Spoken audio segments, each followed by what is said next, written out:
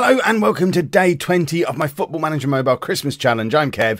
This is a Christmas tree. I pointed the right way without you having to think about it. It's a Christmas tree and it's been provided by Binny454Ben on Twitter. Thank you very much, Ben. It's his Nana's Christmas tree, apparently. There is still time. This is probably going to be your last day to send in your own Christmas trees for them to be used on this series. I'm going to record the last few episodes of the series before the end of the week. So if you do want your tree to be featured on the series, and of course get the shout out that goes with it, then send your Christmas tree to Lollujo on Twitter and I'll pick out the best ones, I guess, the prettiest trees. And Ben's Nana, she does a good tree. So, as we reach the business end of this season, we have got two matches for you again today. We're going to be at home against Bristol Rovers, then away against Rotherham. Just a reminder of the current league situation. We find ourselves in 6th place with 8 games still to go. We're only 4 points off the top of the league, which is ace, but we're also only 4 points off of mid-table obscurity, which is not so ace. So we need to keep our winning form going. We have been in some pretty decent form recently. Oh, I don't want to jinx things, but we've not lost a match for months at this point. It's all started going really rather well, and we are hopeful at this point that we should be able to get the Christmas Eve episode, because we only get an episode on Christmas Eve if we make it into the playoffs. If not, this whole thing ends on the 23rd, and I look like a fool, of course, if we get to the playoff final, Christmas Day episode. This is going to be the team that we put out there today. So we've got Bond in goal, a back four of Hughes, Tafazoli, Baldwin, and 17-year-old striker Idris Kanu at right back, because we just don't have enough defenders. Forrester, Doty and Da Silva Lopez are in midfield, with Maddison, Marriott and Edwards as our ever prolific and awesome front three. Let's get into the game. We need to check in with Marcus Maddison. Not Marcus Maddison, we can check in with him if you want, but we need to check in with Jack Marriott on this episode to see how he's doing with his goals. 7 games left after this one. We did have a rather fanciful target of getting him to 50 goals. I don't know how close to that we are. Remember, he missed 6 or 7 games earlier in the season when he wasn't being selected. Then he picked up an injury. It looks like he's picked up another knock today, actually, which could be disastrous to both his target and our targets for this season. So hopefully that's nothing serious. It's always worrying to see ex-posh strikers who were never any good for us scoring against us, but that's exactly what Tom Nichols has done. He was useless for us. But we are 1-0 down, and oh, there you go.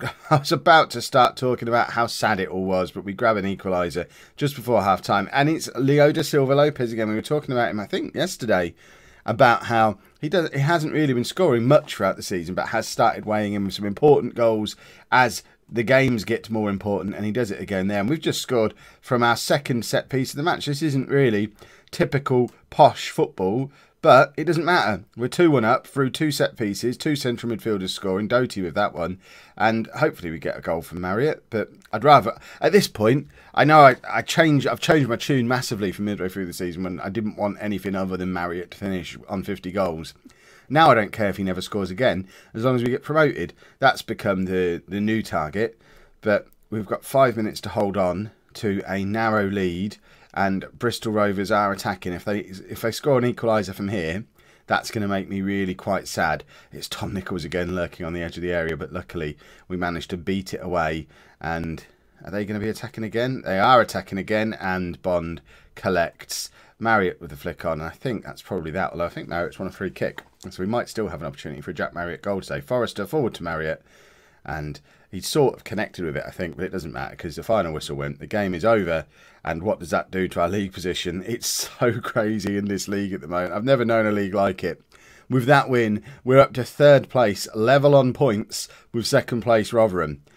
We've scored more goals than anyone in this league apart from McDonald's, but as you can see, we've also conceded more goals than anyone else in the top half of the table. So, typical Kev team, really. Even on FM Mobile, we play the Kev way. Right, we have another, I think it's against Rotherham actually, our next match. So we are indeed away against Rotherham, knowing that a win should be enough to put us back into the automatic promotion spots with only 6 games to go. And we did promise we'd check in on Jack Marriott, so his season only averaging the 8.17 now. I mean, it's a bit of a disappointment at this point. He's on 35 goals from 29 games in all competitions, 30 from 25 in the league. So he's got to get another 15 goals in the final 7 games to get to the 50-goal target. Bearing in mind how he's been scoring earlier in the season, it's not impossible. It is looking pretty unlikely at this point, though. But still, 30 goals from 25 games. That's not a bad ratio at all. The only change we've made going into this game, Shepherd comes back in at right back. He's served his suspension from getting sent off in the previous game. So Kanu drops back down to the bench. And they are, because we're playing Rotherham, it is a team that's usually chock full of former Posh players. David Ball up front, Joe Newell and John Taylor on the wings. Lee Frecklington is usually hovering around the squad somewhere as well, although he doesn't appear to be in the team today. But yeah, Rotherham's basically like a Posh reserve team. It's where Posh players go to retire. When they're not good enough for us anymore, they go and play in the Championship for Rotherham. Although obviously they're in League One with us at the moment. Right, Hughes is injured.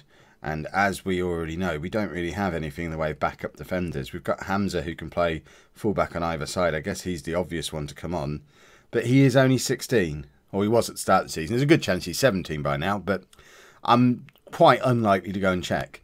But it's not ideal having to have it. I guess better than having Idris Kanu out there, which he has done a couple of times this season, as has Junior Moraes, both strikers, reserve strikers.